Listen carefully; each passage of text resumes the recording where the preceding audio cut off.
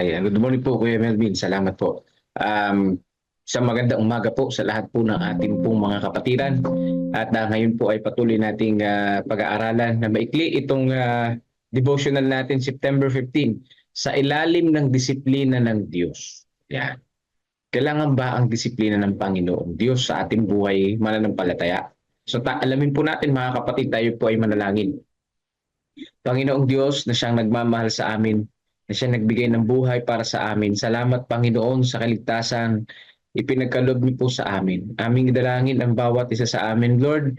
Bigyan niyo po nawa kami ng kaalaman na nagmumula sa inyo upang nang sa ganoon matanggap namin ang inyong disiplina, maintindihan po namin ito at kami po ay lumago bilang isang mananampalataya sa pamamagitan po nito, O Diyos.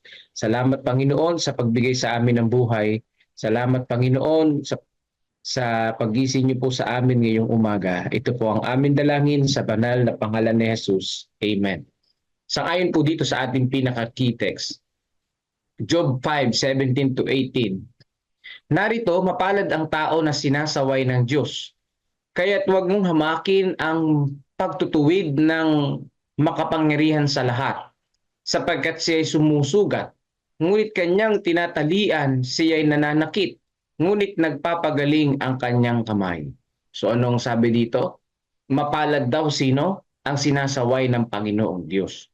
Kapag sinasaway po natin ang ating mga anak, ako bilang isang anak, pag sinasaway ako ng aking magulang, para pag minsan nakakapagtampo. Pero yun pala ay nakaka-bless din. Ibig sabihin malaking tulong pala sa akin yun kapag sinasaway ako ng aking magulang. Ibig sabihin, mahal ako ng parents ko. Gusto ng magulang ko na ako ay mapabuti ang aking kalagayan.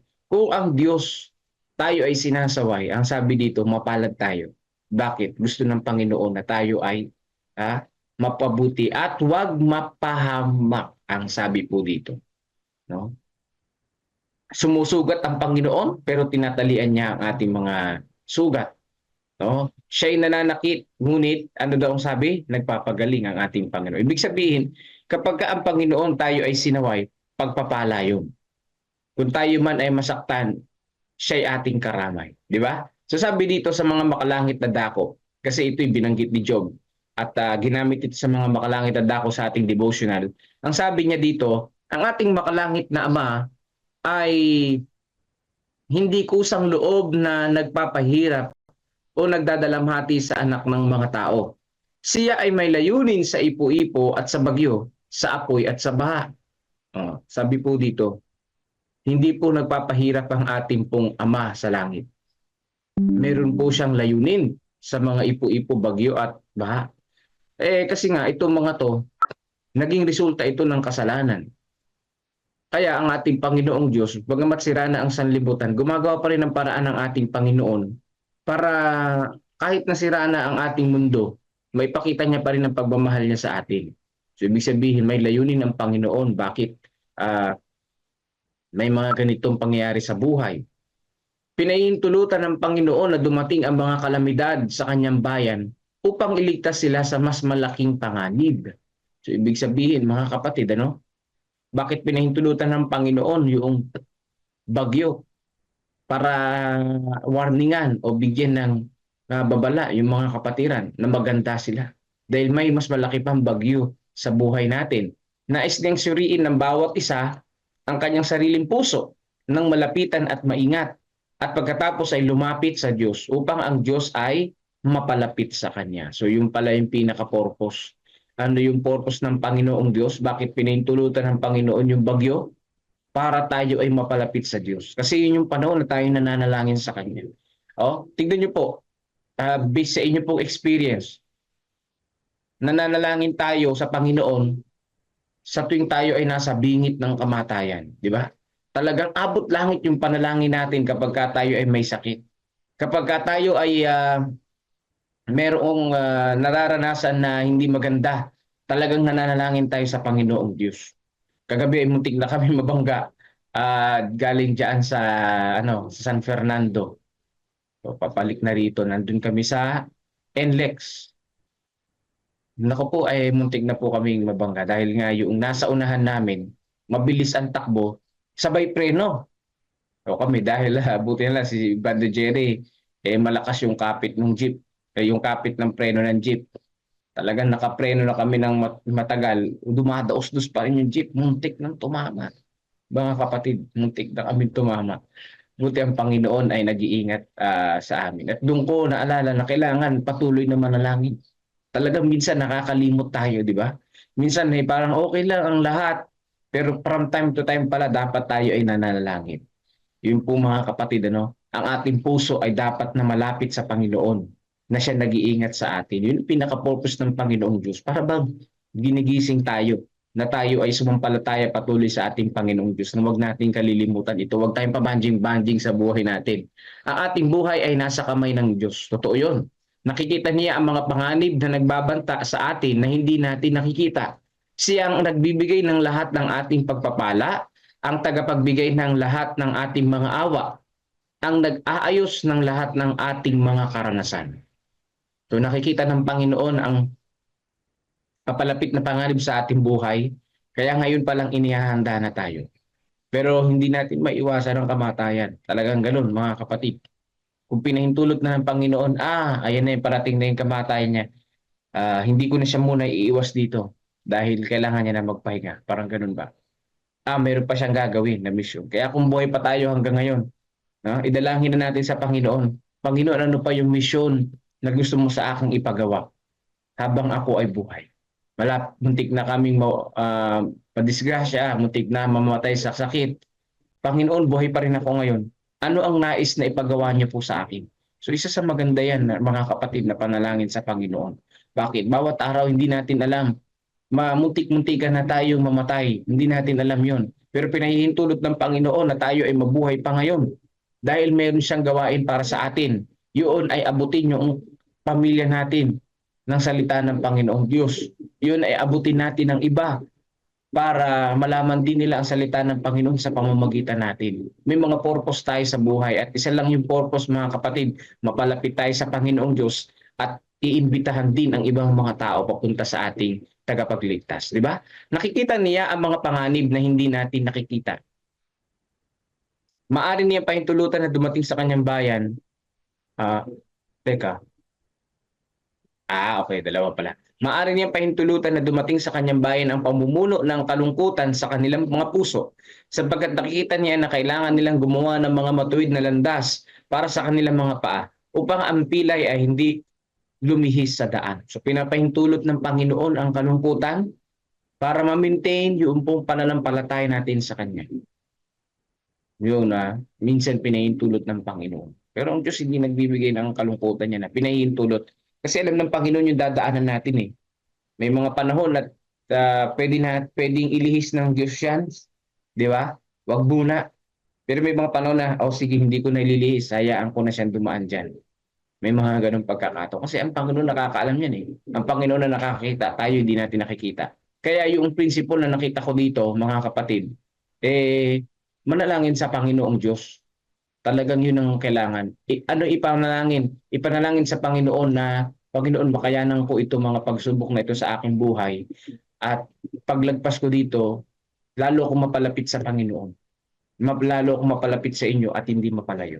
Yun ang napakaganda. Kasi napakahirap na pagpapalayo sa Panginoong Diyos dahil lang sa kaunting pagsubok, di ba? Alam niya ang ating katawan at naalalang tayo ay alabok. Maging ang mga buhok ng ating ulo ay bilang niya, ang sabi dito. Gumagawa siya sa pamamagitan ng natural na paraan upang akayin ng kanyang bayan na alalahanin na hindi niya sila nakakalimutan. So dito po, mga kapatid, alam ng Panginoong Diyos ang bawat detalye ng ating pong mga buhay. Hindi nga natin alam ang bilang ng buhok natin eh. Pero alam ng Panginoong Diyos ang bilang ng ating buhok. Yan, mga kapatid, sinabi yan ni David sa Psalms, di ba? Ibig sabihin, alam ng Panginoong Diyos yung personality natin. Kilala tayo ng ating Panginoong Diyos. Kaya yung dumadating sa atin ng mga pagsubok sa buhay, pinahintulot yan ng Panginoon kasi alam ng Panginoon paano tayo palalakasin sa pananampalataya. Sabi dito, ngunit nais niyang talikuran nila ang daan na kung sila ay pahintulutan na sumunod nang hindi napigilan at hindi nasaway, ay magdadala sa kanila sa malaking panganib. So may mga panahon na iniiwas tayo ng Panginoon sa mas malaking panganib. Totoo po yun. Ibig sabihin, yung nadaanan natin ngayon na pagsubok sa buhay, yan na yung choice ng Panginoon para sa atin. Aside from that, pag hindi tayo dumaan ngayon sa dinadaanan natin ngayon, may kalungkutan man o may kasiyahan, baka mas malaki pa dyan o mas malala pa dyan yung kalungkutan na po pwede nating madaanan kung hindi yan yung dinaanan natin. Sa buhay kasi meron dalawa lamang madadaanan, di ba? O may mga madadaanan sa buhay. So diyan tayo pinadaan. Yung current na buhay natin ngayon, ito yung pinahintulot ng Diyos sa atin. No? Kung meron man tayong nararanasang kalungkutan, pinakamababa na yan na kalungkutan. Dahil may mas malaki pang kalungkutan diyan sana. Pero iniiwas tayo ng Panginoong Diyos doon. So yun ay isa sa pinakamagandang ipasalamat natin sa Panginoon. No? Tunay naman ng palatayan, Panginoon, nagpapasalamat po kami sa experience na ito bagamat malungkot. Pero alam namin na ito na yung pinakamababang kalungkutan. Salamat Panginoon, ito lang yung pinahintulot niyo sa amin at hindi pa yung grabe, di ba? Yun ang mas maigi mga kapatid na panalangin. Bakit? Hawak ng Diyos ang ating pong mga buhay.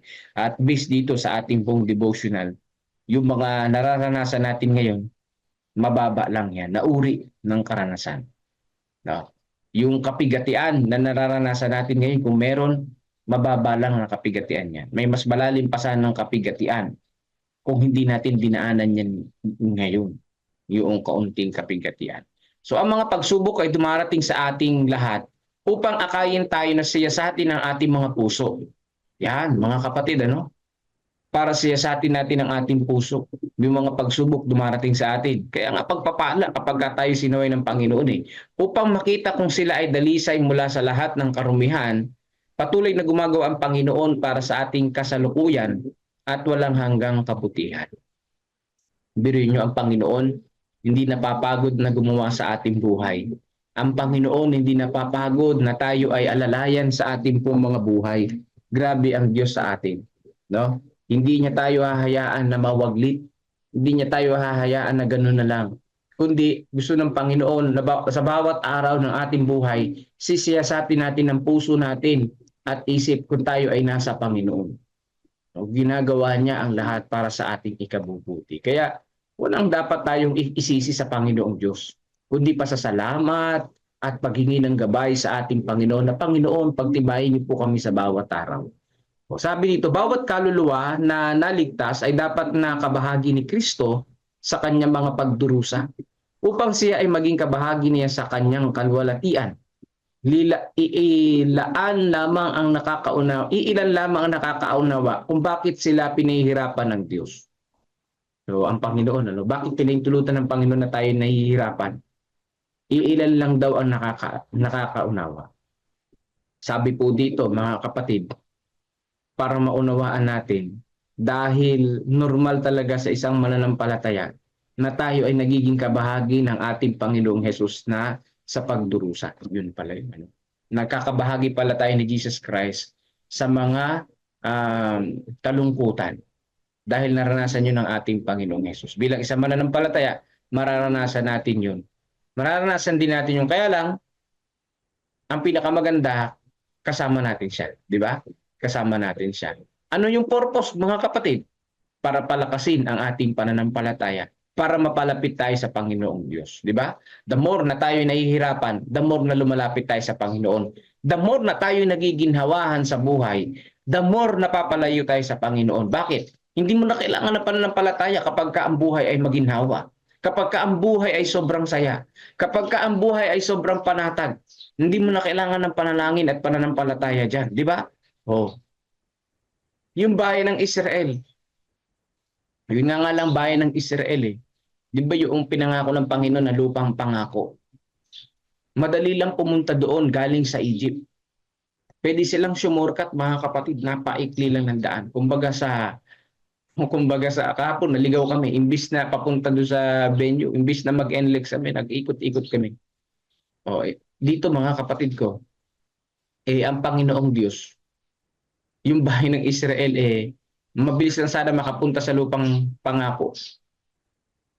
Merong way doon sa west side na pwede nilang daanan.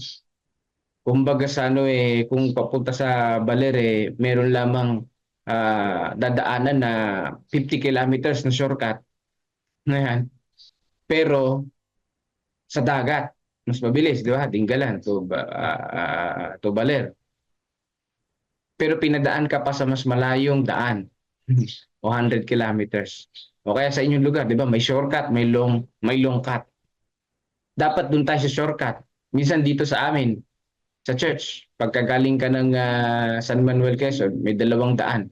O pwedeng sa bypass o kaya sa regular road. Sa bypass mabilis, kaya lang delikado na pagkagabi. So may mga ganung pagkakataon. Ang Panginoong Diyos, pinadaan pa ang bayan ng Israel sa Mount Sinai, napakalayo. Yung disyerto, napakalayo. Parang pinahirapan ng Diyos yung bayan ng Israel. Pero yun pala yung way ng Panginoon para yung bayan ng Israel makita yung kabutihan ng Panginoong Diyos. Ma-exercise yung kanilang pananampalataya. Kasi kung pinadaan sila dun sa maikling daan, hindi ma-exercise yung pananampalataya, mabilis lang sila makararating. Di ba? Mabilis lang sila makakarating kasi gagabayan sila ng Panginoong Diyos naman. Dito, napakahabang pagsubok, napakaraming paghihirap, napakaraming pagtitiis. Pinili ng Panginoong Diyos para sa bayan ng Israel. Pero, napalapit naman sila sa Panginoon. Kaya lang sa huli, sinisi pa rin ng Diyos. Kaya mga kabataan lang nakapunta sa lupang pangako. Kaya tayo mga kapatid, dapat nating maunawaan yung pinagdaraan na natin mga pagdurusa ngayon, paghihirap ngayon, kalungkutan ngayon. Ito yung paraan ng Panginoon para tayo ay lalong mapalapit sa Kanya at magmuni-muni sa ating mga buhay. O kaya ma-invite natin yung buong pamilya natin na manalangin. Maaring sa pamilya natin nakalilimutan na ang worship, mga kapatid. Maaring sa pamilya po natin, ikaw na lang yung nananalangin. Yan yung time na pwede mo maakay sila sa panalangin. Bakit? May kalungkutan Valid mga kapatid yung emotion. Kaya dito mga kapatid ko, no, salamat sa Panginoon. Isang pagpapala na tayo ay madisiplina ng ating Panginoong Diyos bawat araw. Bakit? Yun pala yung pagkakataon na tayo ay napapalapit sa Kanya. Sa pamamagitan ng pagsubok sa ating pananampalataya ay nagkakaroon tayo ng spiritual na lakas. Hinahangad ng Panginoon na turuan ng Kanyang bayan na manalig ng buo sa Kanya. So ano po ang hangarin ng Panginoong Diyos? Ang buong bayan, ang buong mananampalataya ay manalig sa ating tagapagligtas. Hayaang suriin ng bawat isa ang kanyang sariling pagkilos. Hayaan ng bawat isa na tanungin ang kanyang sarili kung siya ay nakatutugon sa pamantayan na inilagay ng Diyos sa kanya. Masasabi ba natin muli sa ating puso, ako ay nalulugod na gawin ang iyong kalooban o aking Diyos? Oo, aking kautusan ay nasa aking puso. Araw-araw ba nating tinatanong, Panginoon, ano ang iyong kalooban tungkol sa akin? So yan po ang mga katanungan na dapat nating gagawin. No, pwede nating sabihin sa ating puso, Panginoon, nalulugod akong sundin ang iyong kalooban. Yan. Pinaintulot ng Panginoon yung kalungkutan sa ating buhay. Baka minsan kasi hindi na natin nagagawa yung kalooban niya. Ayan. At minsan, hindi natin tinatanong ang Panginoon, ano ang kalooban niyo para sa akin? Nagdidesisyon na lamang tayo para sa ating pong buhay, para sa ating kaginhawaan, para sa ating kalayawan. Diba? Minsan, nakalilimot tayo sa ating Panginoong Diyos. Kaya dapat mamutawi sa ating puso't isipan yung mga tanong na ito, Panginoon, ano ang kalooban niyo para sa akin? Ano ang gusto niyo gawin para sa akin? Kasi nga naman, kung hindi natin ito tatanungin, mapapariwararang tayo at mawawala sa pananampalataya. Hindi yun gusto ng ating pong Panginoong Diyos. Kaya po, bilang isang mananampalataya, isa sa pinaka dapat iniisip natin, katulad sa inisip ni Job, no? Si Job, ano yung kanyang karanasan? Namatay ang lahat ng kanyang mga anak. Nawala yung lahat ng kanyang mga ari-arian. Pero ang sabi niya, mapalad ang tao na sinasaway ng Diyos. So sabi niya, mapalad ako. Dahil mapapalapit ako sa Panginoon. At totoo, hinil siya ng Panginoong Diyos. Dumami din pa yung kanyang mga anak at yung kanyang mga alaga. Ang hindi lang dumami mga kapatid, yung asawa niya. Dahil isa lang talaga yung kalooban ng Diyos. Sila Abraham noon nag-asawa ng marami dahil kakawalan ng pananampalataya sa Panginoong Diyos, di ba? Pero si Job dinampalataya sa Panginoong Diyos. Isa lang yung asawa niya, hindi dumami. Ang dumami mga anak niya at yung kanyang mga ari-arian. Kaya mga kapatid ko, kung ang Panginoon ay sinasaway tayo, tayo ay nasusugatan, pagagalingin din tayo ng Panginoong Diyos. Niloob ng Panginoong Diyos na maranasan natin ito para higit tayong sumampalataya sa Panginoong Diyos. Yan. Humigit na manampalataya sa Kanya. Kaya kung sisisihin natin ang Panginoon sa kalungkutan natin, sa pagdurusa natin, hindi yan ang kalooban ng Diyos para sa atin. Di ba? Ang kalooban ng Panginoon, tayo ay magpasalamat, tayo ay magwalhati sa Kanya. Ang kalooban ng Panginoon mapalapit sa Kanya, hindi mapalayo. Kaya ako ay nagpapasalamat ngayon pong umaga sa aking Panginoong Diyos na nais niya sa aking buhay ay mapalapit sa Kanya. May mga pagsubok sa buhay, may mga threat sa buhay na aking nararanasan din bilang isang manggagawa. Pero salamat sa Panginoon, paraan niya pala ito para kami magtumibay sa pananampalataya. Hindi mawala sa direksyon ng Panginoong Diyos. Kaya anuman ang mangyari, anuman ang naranasan natin mga kapatid, tuloy-tuloy lang tayo sa pananampalataya at gawain ng Panginoong Diyos. Dahil yan ang nais ng Diyos sa bawat isa sa atin. Nawa ay naintindihan po natin yung pong kalungkutan at pagtitiis na ating nararanasan natin ngayon. Mapalad tayo, sinasaway tayo ng ating Panginoon. God bless po sa inyo pong lahat at isama natin sa panalangin, no? Yung ating pong mga church planting site at saka yung mga bagong binyaga natin kahapon. Yan, salamat po sa mga taga-Kawayan Bugtong at Santa Rosario na nakilahok dito sa baptism ni Pastor Basil. Yan. At salamat din kay Sister Lara Melissa Galapon sa pagpapagamit noong swimming pool at yung marami ang nabautismuhan na tumanggap sa ating Panginoon. So ngayon po tayo mananalangin at pangunahan tayo ni Brother Melvin Bilasano sa isang panalangin. Isama rin natin sa panalangin ng Goyo family, namatay ang kanilang mahal na ina nung Friday ata yun. Friday o Huwebes. Sama natin sa panalangin. Goyo family dyan po sa West Cainta sa amin, sa lugar namin. So God bless po sa inyo pong lahat at pakinggan na po natin ang awit papuri sa ating Panginoon at pangunahan tayo ni Brother Melvin.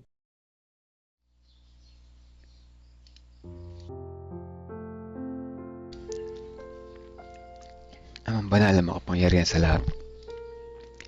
Salamat po muli sa umaga na ito na patuloy na kami inyong sinamahan, binigyan ng panibagong buhay, panibagong kalakasan, panibagong pag-asa na nagmumula sa inyo.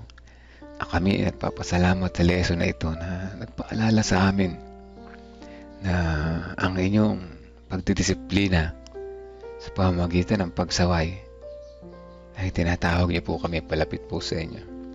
Bigyan po kami ng malinaw na kaisipan na makita namin ay mabuti kaysa sa masama. Kung kami man ay nakararanas ng hindi mainam na kaganapan sa aming buhay, kagaya ng pagkakasakit, pagkawala ng trabaho, at kung ano pang mga pangit na dumarating sa aming buhay.